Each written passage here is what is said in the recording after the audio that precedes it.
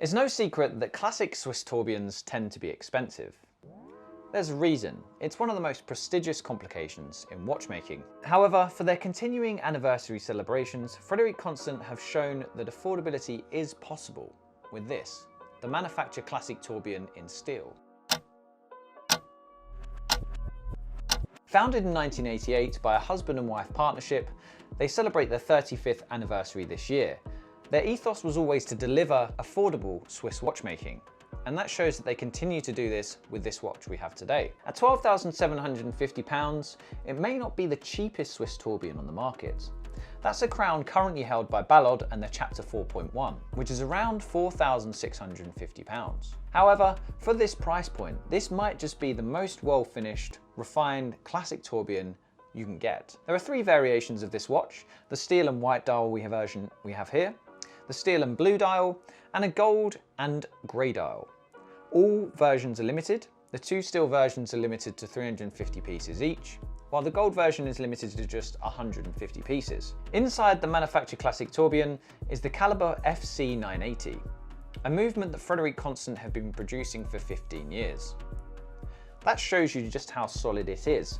It has a 38-hour power reserve here, which may seem a little low, but obviously tourbillons take quite a lot of power to run, and it resonates at 4 Hz.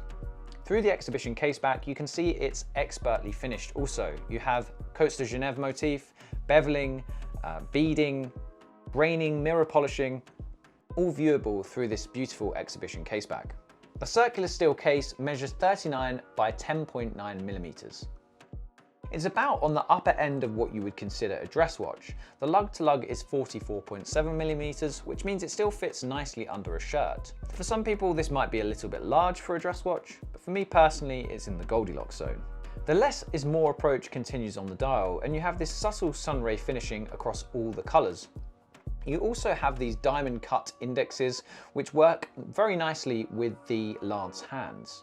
It's all very restrained. The only criticism I might have is that the logo is stamped, whereas an applied metallic logo would look far more expensive and high-end. However, maybe Frederique Constant are keeping it classic here too.